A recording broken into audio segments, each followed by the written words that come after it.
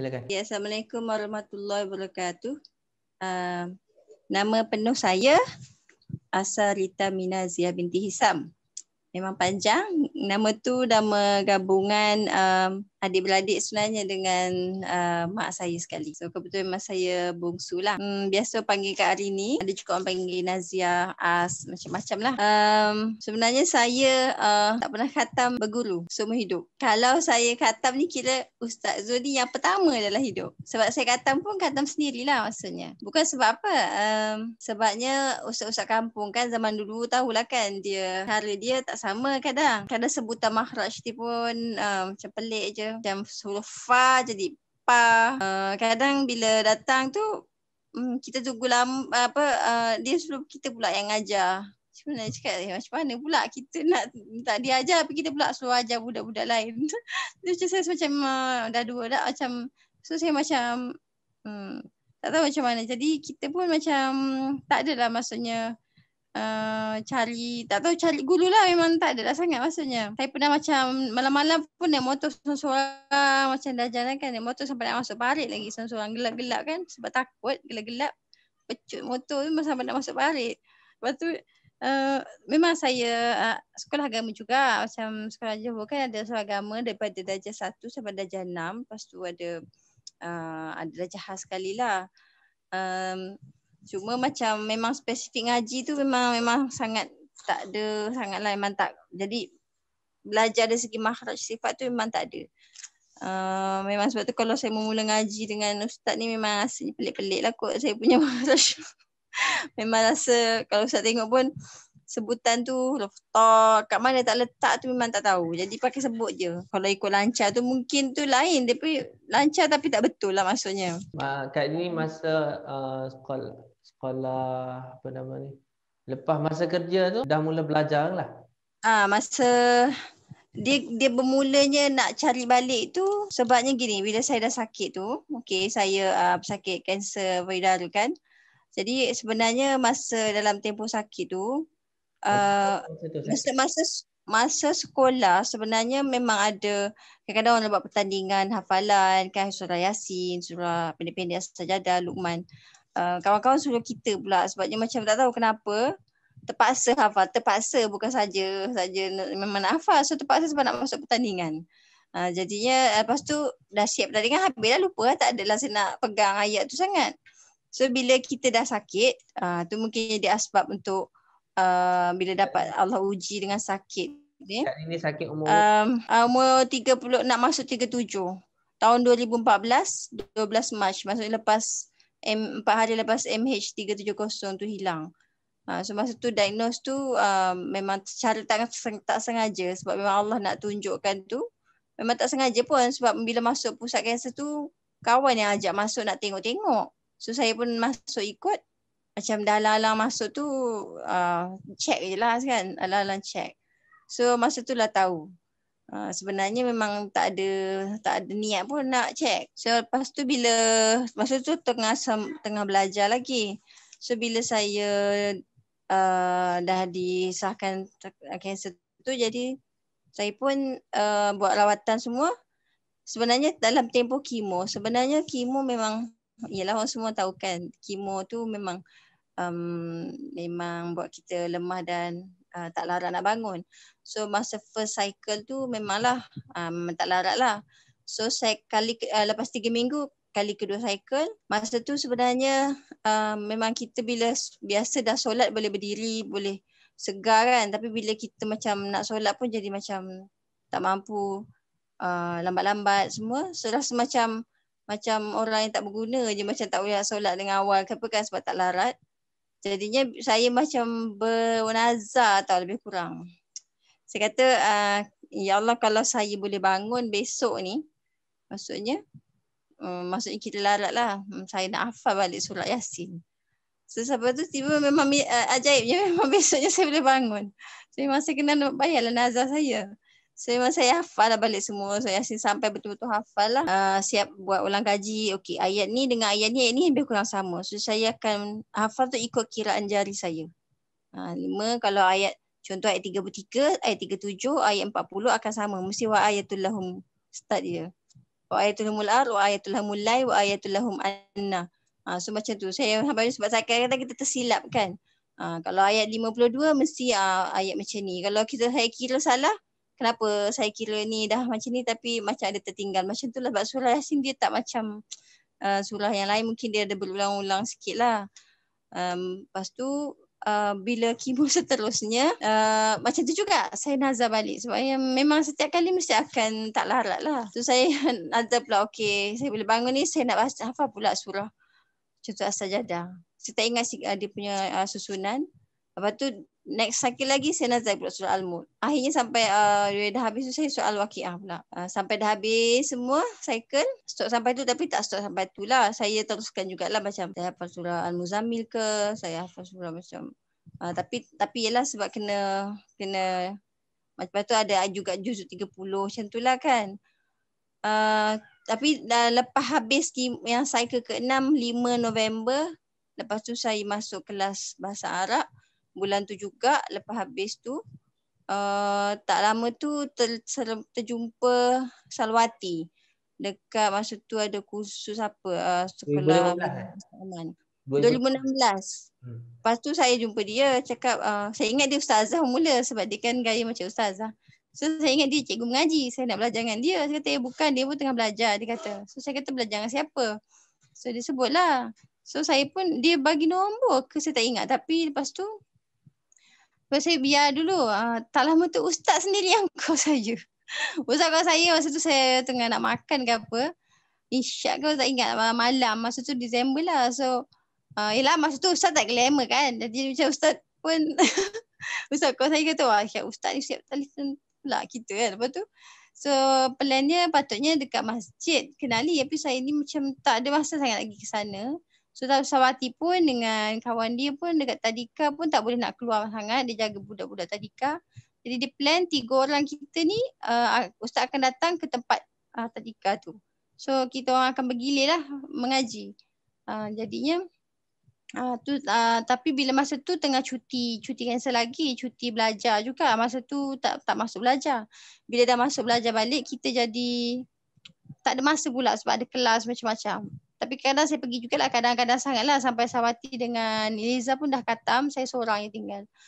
Lepas tu kelas tajwid pun tak pernah pergi kat masjid tu. Bila dah habis belajar, dah masuk kerja pula lagi susah sebabnya tengah hari bukan senang nak pergi, nak keluar. Jadinya saya pun telefon ustaz. Saya cakap sebulan tak ustaz yang datang office. Saya semua tak apa. Kita bayar ustaz lah untuk datang office masa rehat. So saya pun bagi tahu dengan bos. Minta izin lah waktu rehat boleh tak maksudnya ustaz datang. Tiba-tiba entah macam mana mungkin jadi asbab juga. Bos pula yang nak mengaji sekali. Dia kata macam orang mengaji songgang bantal lah kira. Lepas tu okey lah macam tu. Lepas tu join pula lagi kawan seorang lagi. Kalau tu ada lagi yang join lah tu. Jadinya ramai lah. So cumanya okey lah masa tu memang dah happy dah. Sampai bertambah lagi saya terpaksa buat grup lain dengan Ustazah. Ustazah Hasmidah lah kan. Lepas tu tukar pula dengan Ustazah lain. Terpaksa buat grup lain sebab terlalu ramai tak boleh lah. Masalahnya bila Ustaz tiba hilang tu. Hilang dari radar ya. Sebabnya masa tu memang sebenarnya tengah ada problem dekat office. Ustaz pula hilang. Lagilah. Jadinya saya pun call Ustaz masuk. Ingat lagi sekali video Ustaz dalam kereta nak ke KL. Boleh pula mengaji Ustaz dalam kat KL. Drive dari seorang-seorang nak ke KL. Tu sekali tu je lah. Lepas tu dah tak ada pula dah. Hilang balik. Lepas tu saya pun tak macam mana kebetulan ada nak pergi KL masa tu. Ada trip, ada rawatan semua kan. So saya pun ada plan lah ni. Plan cuti dalam berapa hari, 4 ke 5 hari macam tu. Saya tengok ustaz, saya kata senang ngaji ni. Berapa juzuk boleh dapat macam angan-angan Mak Jelina ada pula tu. Macam mana sempat. Sekejap sangat kan. So jadinya jumpa ustaz datang ke Ampang di rumah mak mertua saya masa tu mengaji. Lepas tu ustaz hantar saya ke rumah kakak di Selayang. Masa tu sambung balik ngaji. Ngaji pula lagi dalam kereta dengan isteri ustaz semua kan. Dengan anak saya ada. Ngaji-ngaji dalam kereta. Okey, besok ke lusa janji balik lagi. Sekitar yang itu memang mula ingat kan dekat masjid ke mana. Lepas tu pergi ustaz bawa ronda-ronda sambil mengaji.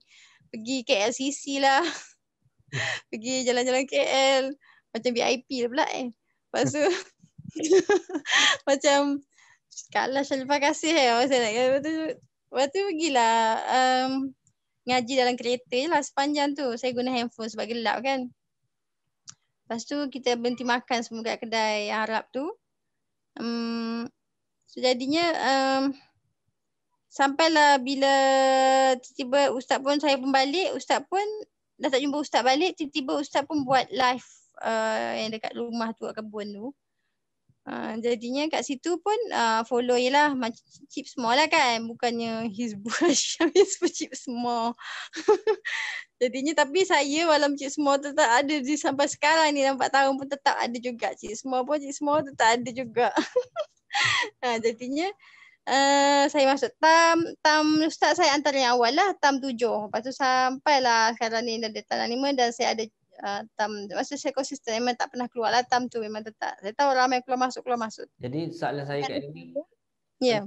Dalam tempoh Kak Rini mengaji, maksudnya masa Kak Rini sakit tu hikmah dia Kak Rini terpaksa hafal. Ya. Terpaksa hafal. Saya rasa memang berdosa lah. Dah lama sangat lupa kan. Dia bersuka mendengar.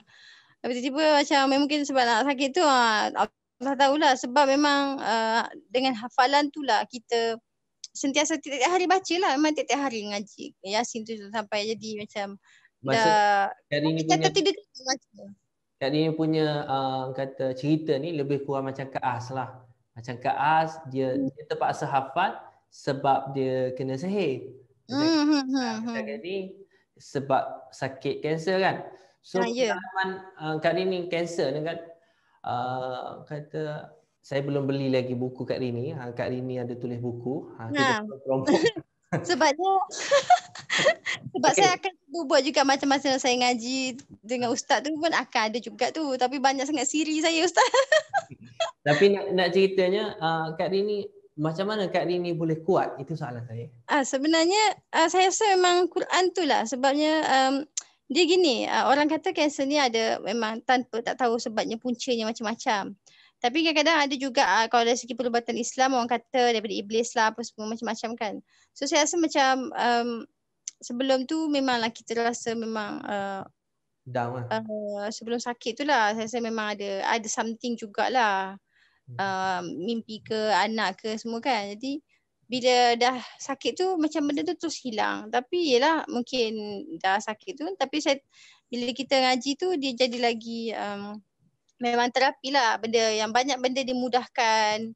Yelah sebab orang kata bila Quran ni kan dia macam segala urusan macam dimudahkan jugalah kan. Jadi bagi lagi kuat. Kita lagi kuat semualah. Ngaji perlahan dengan ngaji kuat pun tak sama juga. Saya rasa macam kalau kita ngaji suara pun slow macam lain juga. Kalau ngaji suara bersemangat pun lain juga sebenarnya. Boleh rasa beza juga. Macam lagi kalau masalahnya ngaji kalau tak betul makhraj pun masalah juga.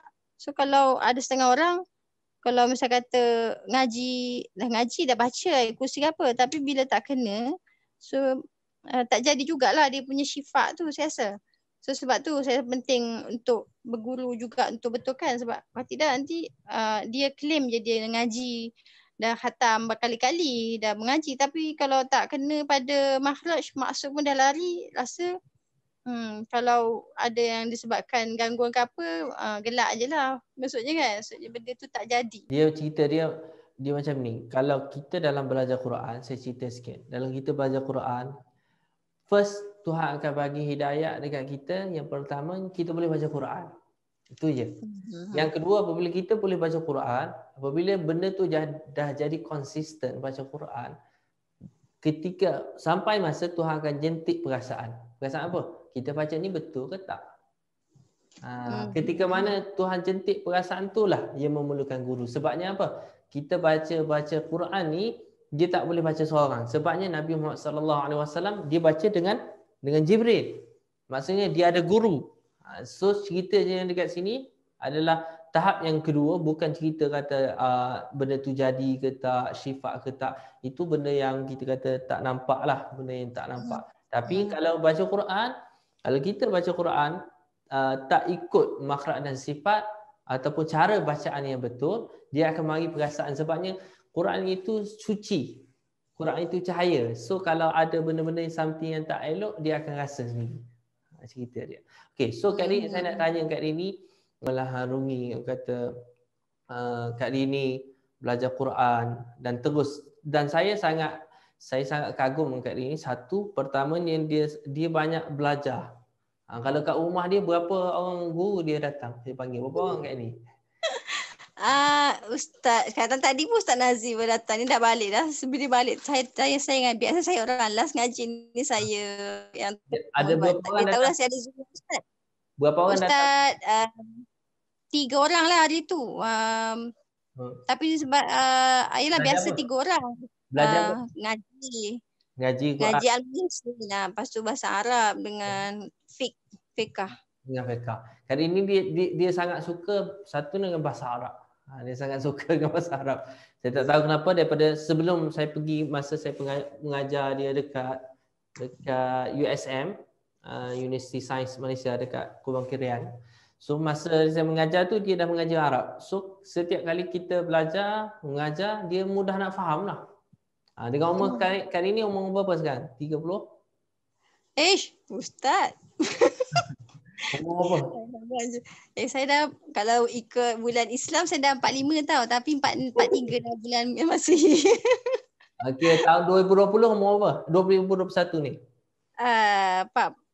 April 44 lah. April. 44. Ikut Masihi lah ya, ikut Masihi. Okay. Tapi kalau ikut bulan Islam lagi tua lah. Jadi dengan umur sekarang ni, umur 40 lebih ni, orang kata masih awal lah kalau ceritanya masih awal. Kenapa? Di antara sebab yang saya faham, sebab Kak Rini sakit, betul? Itu di antara sebab kenapa tu Kak Rini boleh dijemput untuk rasa mengaji Quran tu, sebab sakit. Yang kedua, apabila kita dah mula sakit, dah mula rasa mengaji Quran, apa lagi yang Kak Rini rasa masa mengaji Quran ni? Rasa susah ke macam mana? Dia gini, Quran ni kan dia benda yang memerlukan memang kesabaran. Macam Ustaz cakap lah kan, memang kena sabar. Tak boleh gopoh. Kalau gopoh tu dia tak masuk pun, maksudnya tak dapat dia punya hikmah tu sendirilah. Jadinya satu lagi, kalau mengaji Quran ni dia memang kena, walaupun sikit kena ngaji. Sebab kalau tidak dia macam lama-lama dia hanyut. Dia jadi macam nak memutuskan kemalasan ke dia punya kelalaian tu, dia kena paksa diri. Sebab kadang memula kita rasa macam okey, baca, lama-lama disibukkan atau dimalaskan atau dilalaikan. Kadang disibukkan dengan kerja, disibukkan dengan masa benda lain, dilalaikan, kejap dilupakan. So ada 4 saya perasan faktor ni, yang sama ada orang yang kalau tak perasan, sama ada kita disibukkan, dimalaskan, dilalaikan atau dilupakan. Benda-benda ni kalau kita tak perasan, syaitan ke apa semua, dia memang kita tak perasan lah benda ni. Dilupakan tu maksudnya macam mana? Macam tak baca lagi sebenarnya, tapi sebab dia lalai, kita jadi lupa lah.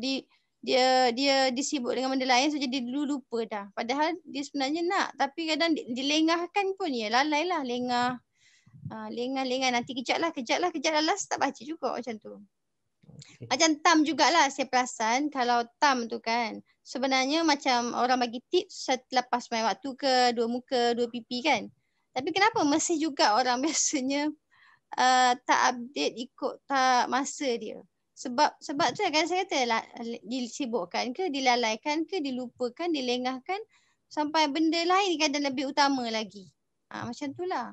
Sebenarnya saya rasa kalau nak baca memang boleh. Memang mesti boleh. Ada orang bukan satu tam je, banyak tam kan. Saya tahu ada yang banyak tam. Boleh pula maksudnya kan. Sebab berapa banyak kita tengok phone dan kita mengaji, kena timbang balik lah maksudnya. So the last one, apa kata nasihat Kak Rini tentang Quran kepada diri kita sendirilah dan semualah. Nasihat saya selagi hidup, selagi itulah terus mengaji sebab dia memang syafaat yang besar. So macam kalau rasa rasa macam dah mula macam jauh sikit daripada Quran kan. Ambil Quran tu ke cium ke cakap dengan Quran tu lah kan. Yang kita sebenarnya minta macam doa supaya kita boleh sentiasa istiqomah baca dia kan. Dan sebebulihnya hafaz tu sebabnya kita nak macam walaupun dalam keadaan kita nak mati kita boleh baca sebab kita tak nampak dah. Kalau dah nak mati tu tak dapat tengok mushaf. So apa yang kita biasa baca atau kita dah hafaz itu yang kita boleh baca kan. Sebab saya pernah pengalaman saya kalau contoh dalam keadaan yang lemah kan, seorang-seorang kat katil yang tak boleh nak angkat apa-apa pun, tak nak toleh kiri kanan. Apa yang kita ni? Saya pernah masa tu buat local surgery untuk pasang chemopod. Tak ada, maksudnya muka kena tutup kan dalam keadaan separuh sedar. Tapi saya mengaji Yasin sepanjang tu. Sepanjang tu saya mengaji Yasin. Tapi sakit lah memang. Tapi yelah mungkin kalau tak mengaji tu lagi sakit lah kot. So saya memang mengaji Yasin maksudnya. Jadi maksudnya kalau orang kata Yasin tu pun memudahkan roh keluar. So saya rasa macam kenapa tak kita yang hafal dan sentiasa baca supaya kalau kita sendiri nak mati, kita sendirilah baca Yasin untuk diri kita. Kita harapkan orang lain maksudnya kan biasanya kadang nak mati bacakan Yasin untuk keluar. Kenapa tak kita sendiri yang maksudnya cuba untuk diri kita sendiri. Jadi kita banyakkan cuba kalau tak dapat kalau tak dapat baca kata macam hafal macam ustaz, mana yang boleh lah, yang mana surah yang penting tu.